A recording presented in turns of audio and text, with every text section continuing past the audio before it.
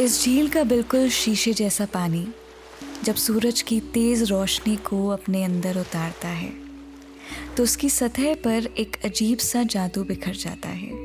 नीले, सब्ज, बैंगनी, जामुनी, नारंगी और सुर्ख रंगों की लकीरें उभरती हैं, बिल्कुल इंद्रधनुष की तरह, जैसे किसी कलाकार ने इस झील को अपना कैनवस बना लिया हो।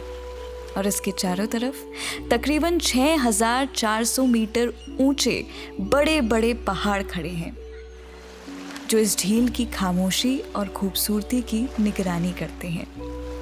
ये है लद्दाख का पैंगोंग लेक।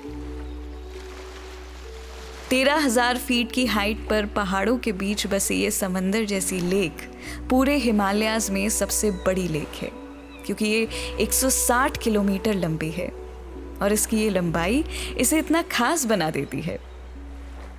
लेकिन हैरानी की बात यह है कि सूखे रेगिस्तान में आपको दूर दूर तक फैले ऊंचे मगर सूखे पहाड़ दिखाई देंगे, जिन पर ना कोई पेड़ है और ना ही कोई खास हरियाली, क्योंकि हिमालय के इन सूखे पहाड़ों में साल भर में मुश्किल से सिर्फ 3 इंच बारिश होती है।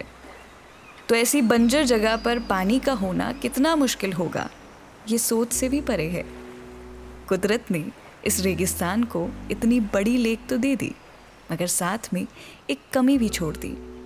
इसका एक बूंद पानी भी पीने लायक नहीं है और इसी वजह से ये इंडिया की हाईएस्ट सॉल्ट वाटर लेक है। मतलब सच में सुनने में यकीन नहीं होता, इतने सूखे, इतने वीरान इलाके के बीच इतनी बड़ी लेक का वजूद में आना। ये सिर्फ इत्तेफाक नहीं है, ये तो जैसे कुदरत का चमत्कार है। ये खूबसूरत लेक अपने चारों तरफ बसे विलेजेस के साथ ट्रेकर्स के लिए एक पसंदीदा मंजिल भी है। इसके अलावा भी कई दिलचस्प जानवर हैं जिन्होंने इस इलाके को अपना घर बना लिया है। साथ साथ 25, 30, 40, 50 किलोमीटर आप सफर करते जाएंगे। रास्ते में इतने सारे गांव आपको मिलते जाएंगे, इतने सारे नज़ारे बदलते रहेंगे, मगर लेक कभी खत्म नहीं होगी। और ये तो सिर्फ इसका 30 से 40% हिस्सा है जो हमें यहाँ इंडिया की तरफ से नजर आता है, क्योंकि ये लेक इतनी बड़ी है कि इसे संभालने के लिए पूरे 2 देश लगते हैं। ईस्ट लद्दाख के काराकोरम रेंज से शुरू होकर ये जाती है तिब्बत तक, और इस पूरे सफ़र में इसके कई बार नाम भी बदलते हैं, जिसमें भारत की तरफ से इस लेक का नाम पैंगोंग कहा जाता है या फिर पैंगोंग त्सो कहा जाता है। वहीं तिब्बत में इसे त्सोमो नांगला रिंगपो जैसे नाम से जाना जाता है। पैंगोंग का बंटवारा 17वीं सदी से जुड़ा है, जब लद्दाख और तिब्बत के बीच एक फौजी तनाज़ा को 1684 में हुई एक ट्रीटी से सुलझाया गया था।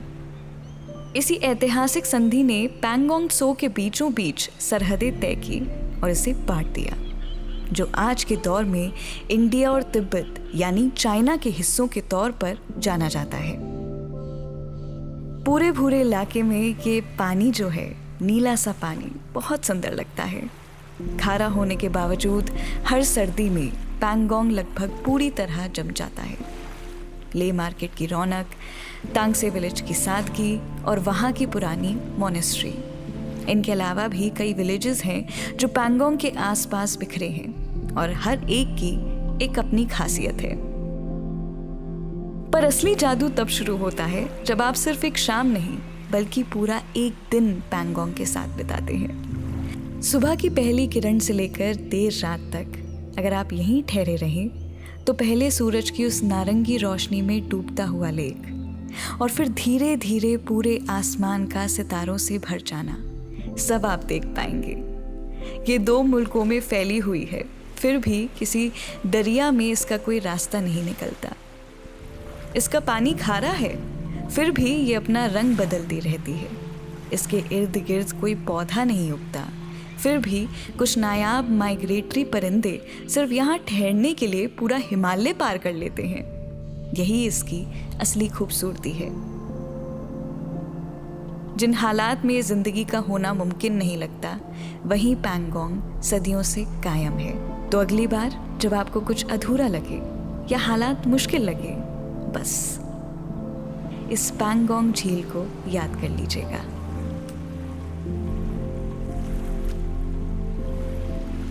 ऐसी अमेजिंग वीडियोस के लिए हमारे चैनल JHS मीडिया को सब्सक्राइब करें, लाइक करें एंड शेयर करें। धन्यवाद।